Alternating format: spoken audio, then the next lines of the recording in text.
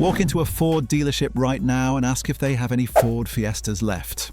You'll probably see the salesperson take a deep breath, maybe give a half smile, and then quietly admit they've still got a few sitting around and they're willing to cut a serious deal just to get rid of them. And it's not just the Fiesta. The Audi TT, the Alpine A110, cars that actually meant something to car lovers, are being dropped from production. These aren't boring, forgotten cars. These are icons. And what's even stranger, they're being discontinued while brand new, untouched cars are still sitting in showrooms waiting for someone to take them home. The European car market is going through one of the biggest shifts we've seen in decades. Manufacturers are pulling the plug on small hatchbacks, affordable sports cars, and city cars, the kind of vehicles that used to be everywhere. Instead, they're putting all their money and factory space into SUVs and electric vehicles. Now, on paper, that sounds like progress, but the reality is way more complicated. The transition is messy. Dealers are stuck with cars that the factories no longer make, but customers aren't really asking for anymore either. So to move them, they're offering discounts we just didn't see a few years ago. According to industry data from late 2024, some discontinued models are being discounted by 20 to 30%. Some of these cars have been sitting on dealer lots for 200 to 300 days. And normally, cars shouldn't stay there for more than 60 to 90 days. Inventory for discontinued models is the highest it's been in years. And here's where things get really weird. In some cases, a brand new car that's been discontinued is actually cheaper than a used one. So you could buy a new car with delivery miles only for less than a 2-year-old version of the same car. Now, for buyers, this creates a pretty interesting situation. On one hand, you could score a crazy deal, a car that might even become a future classic. On the other hand, it's a risk. Parts availability could become a problem. Warranty support might be uncertain. And resale value? That could go either way. This is the new reality of the European car market. Huge discounts, big risks, and a lot of iconic names disappearing. Let's start with the first car on the list, the Ford Fiesta. After 47 years of production and over 20 million sold worldwide, Ford officially ended Fiesta production in July 2023. This wasn't just any small car. This was the UK's best-selling car for 12 years in a row, up until 2020. It was the first car for millions of people. Driving schools used it, families used it, enthusiasts bought the ST and loved it. It was everywhere, so why kill it? Simply put, Ford wants to focus on SUVs and electric cars. The Fiesta doesn't fit into that future. Instead of improving it or electrifying it, Ford decided to let it go and push buyers towards the Ford Puma, which is a small SUV. Now, you'd think after it was discontinued, all the stock would be gone quickly. But no, some dealers still have unsold Fiestas, especially the higher spec ST line and ST models. These are basically brand new 2023 cars. Never driven, just sitting around. And to move them, dealers are cutting prices hard. Right now in the UK, you can see discounts of £3,000 to £5,000 off the list price. For a car that originally started around £20,000, that's a huge chunk of money. Some people are picking up nearly new Fiestas for less money than lightly used ones. But here's the twist. The used market for the Fiesta is still strong. Low mileage 2021 or 2022 Fiestas are holding their value surprisingly well. In some cases, they're only £1,000 to £2,000 cheaper than a brand new discontinued model. Why? Because buyers are unsure about the future. If you buy one of the very last Fiestas, will parts still be available? What about warranty and support? No one knows for sure, and uncertainty affects prices. And Ford's replacement strategy doesn't help. The Ford Puma, which is supposed to take the Fiesta's place, starts at around £28,000, nearly £8,000 more than the base Fiesta. There's simply no affordable small hatchback left in Ford's lineup. That means younger buyers, first-time buyers, or anyone who just wants a simple small car, they're being priced out. For dealers, this was a big shock. Many Ford dealerships relied on Fiesta sales for volume. They've had to rethink their entire business model because selling Pumas doesn't bring the same volume as selling Fiestas did. So, in the end, the Fiesta didn't die because it wasn't good. It died because the market and Ford's priorities changed. And now the very last units are being sold off like clearance items in a store that's about to close. Next up is the Audi TT, a car that's been around for 25 years and became a design icon the moment it launched. But as of November 2023, production officially ended. No more TT, no more two-door Audi sports car with that simple, timeless shape. The TT was never just about performance, it was about style. It was one of those cars that even non-car people recognized. But over the years, sales started dropping. At its peak, Audi was selling over 11,000 units a year in Europe. In recent years, that number fell to under 3,000. The market shifted. Buyers wanted SUVs, or if they wanted performance, they'd go for something like a Porsche Cayman. Audi knew the end was coming, so they released a few final edition versions priced around £50,000 to £60,000. But here's the surprising part. Even now, in early 2025, some of those final edition cars are still sitting at dealerships, unsold. Dealers in Germany and the UK are offering £3,000 to £8,000 discounts to get them off their lots. These aren't panic discounts. Audi isn't desperate. But they show how hard it is to sell a brand new car that everyone knows has no future. And to make it worse, Audi isn't replacing it with another sports car. Instead, they're suggesting TT buyers look at things like the electric A4 e-tron or the Q4 e-tron SUV. Imagine that, going from a low-slung sports coupe to an electric family SUV. It shows how dramatically the market has changed. So why did the TT die? Not because it was bad, not because people stopped loving it. It died because the business case disappeared. Sports cars under £50,000 just don't sell like they used to. Insurance costs, practicality issues, and the rise of SUVs all played a part. And emotionally, it hurts a little. The TT was one of the last affordable, stylish German sports cars you could buy new. Now, when it's gone, it might end up becoming a future classic, or it might just quietly fade away. Either way, those last TTS sitting in showrooms right now, they're the end of an era. Now let's talk about a car that car enthusiasts absolutely adore, the Alpine A110.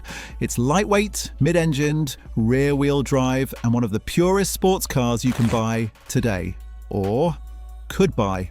Because Alpine has announced that production of the A110 will come to an end by 2026, and dealers are already starting to feel the shift. The A110 was never a high-volume car. It wasn't meant to be. Alpine sold around 3,500 units per year, mainly in France, Germany and the UK. But with stricter emissions rules and Renault, Alpine's parent company, shifting heavily toward electric vehicles, the A110 simply doesn't fit into their long-term plans. Now, here's the interesting part. Unlike the Audi TT, the Alpine A110 hasn't been a slow seller because people lost interest. In fact, demand has stayed pretty strong. What's causing the slowdown now is uncertainty. Buyers are hearing that this is the last generation, and some are holding back, either waiting for big discounts or planning to buy used later. And yes, discounts are starting to appear. In France and Germany, dealers are offering around €4,000 to €6,000 off on new models, especially the mid-range A110 GT. It's not a fire sale, but it's unusual for a niche sports car that normally doesn't sit on the lot for long. Some of these cars have been in showrooms for 120 plus days, which is double the normal time.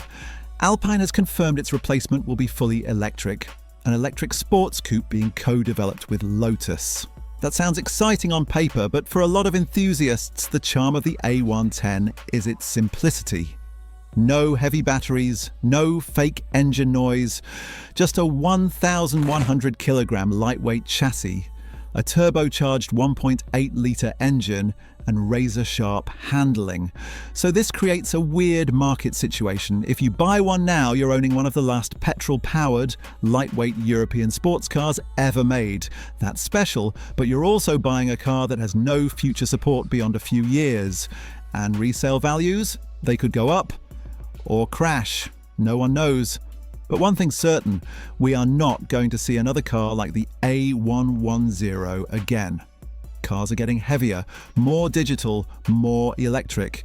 The A110 feels like it belongs in another era, and maybe that's exactly why people love it.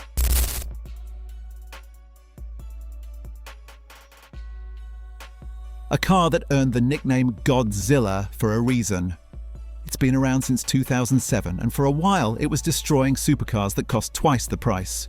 But after nearly 17 years, Nissan has officially confirmed the GT-R is being discontinued in most markets, including Europe and Australia. And by 2025, it's essentially gone. The main reason? Emissions regulations. The GT-R's 3.8-litre twin-turbo V6 engine simply can't meet the strict Euro 7 emissions standards without major, expensive redesigns. And Nissan decided that, rather than spend millions updating an aging platform, they'd end production and focus on electrification. Now, because of that decision, dealerships are in a weird situation. The GT-R is still technically on sale in Japan and a few other countries, but production numbers are low. In Europe, road-legal GT-Rs are already gone. The last batch sold in late 2023. But some dealers kept them in storage or on showroom floors, and now they're trying to move them. We're talking about cars with £10,000 to £20,000 discounts, even more in some places, simply because dealers want them gone before they become completely non-compliant. In the US and Middle East, where it's still legal to buy new ones, stock is shrinking fast. Nissan sold fewer than 500 units globally in 2024, which is the lowest number since the GT-R launched. Now the big question, is this the end of the GT-R forever? Not exactly. Nissan has confirmed that a successor is coming, but it will be electric or hybrid and likely much heavier. They're developing solid-state batteries, which might help performance, but let's be real. The raw, mechanical feel of the current GT-R won't ever come back in the same form. So, is this a good time to buy one? If you're a collector, probably yes. This is the last ever gasoline GT-R, hand-built engine, no filters on the exhaust note, no artificial nonsense. But owning one won't be easy. Maintenance costs are high, parts may get harder to find, and governments are slowly making life more difficult for cars like this. Still, the GT-R didn't fade away quietly. It's going out like a rock star, loud, powerful, and unapologetic. Now let's shift from high-performance legends to something a lot more down to earth. The Kia Rio. It's not flashy, it's not fast, but it quietly became one of the most reliable, affordable, small cars on the market. And now, it's gone. Kia officially ended production of the Rio in 2023 for Europe and 2024 for North America, and dealers are now offloading the last remaining stock. So why did Kia kill it? Simple. Small cars don't make money anymore. With stricter safety regulations, rising manufacturing costs, and the push toward electrification, cheap hatchbacks aren't cheap to build anymore. And instead of electrifying the Rio or giving it one more update, Kia decided to let it go and focus on the Kia K3 Picanto, and of course SUVs like the Seltos and Sportage. But here's where it gets interesting. Because it's discontinued, dealerships are offering big discounts, around $2,000 to $3,500 off in some markets. In Europe, unsold Rios have been sitting on lots for 150 plus days, especially the mid-spec models with manual transmissions. Some dealers are even offering free servicing packages or extended warranties just to get rid of them. The Rio wasn't a car people were passionate about, but it was a car people trusted. Cheap to run, easy to insure, super reliable. And now if you want something similar from Kia, your only option is the Kia Picanto, which is smaller, or the Kia Ceed, which is more expensive. There's no direct replacement. For first-time car buyers, students, or anyone who just wants a simple city car, this sucks, because the price gap between a Rio and something like a Kia Niro EV is massive. You're going from around $18,000 for a Rio to over $30,000 for an entry-level EV. But will the Rio become collectible or special in the future? Probably not. It's not a Ford Fiesta ST or an Alpine A110. It's more like the car everyone forgets about until they realize we actually need affordable cars like this. And right now, If you want a brand new car for under 20 grand, this might be one of the last chances you'll get, because the Rio is officially gone and nothing is replacing it. Alright, last on the list, the Volkswagen Up. A tiny city car, super practical, surprisingly fun to drive, and one of the cheapest ways to own a brand new VW. But after 12 years on the market, Volkswagen has officially stopped production. The last Up rolled off the line in mid-2024, including the popular electric e-Up model. Now, the Up didn't die because people hated it. In fact, demand for small, affordable cars is still there. But like the Kia Rio, the business case just doesn't work anymore. With EU safety laws, emissions rules, and inflation, Volkswagen would have had to raise the price to the point where it wouldn't be a budget car anymore. So they pulled the plug. If you walk into a dealership today and ask for a brand new Up, they might still have a few, mostly e-Up versions or high-spec Up GTI models, and dealers are offering some pretty decent incentives. In Germany, discounts of €2,000 to €3,500 are common. In the UK, you'll see £1,500 to £2,000 off, plus 0% finance offers. But here's the catch. Once these are gone, they're gone for good. VW has no direct replacement lined up. Instead, they're pushing buyers toward the ID.2 All, an upcoming small electric hatchback that's expected to cost around €25,000. That's nearly double what an entry-level Up used to cost. The enthusiast favourite, the Up GTI, is already becoming a cult car. Lightweight, manual gearbox, cheerful little turbo engine.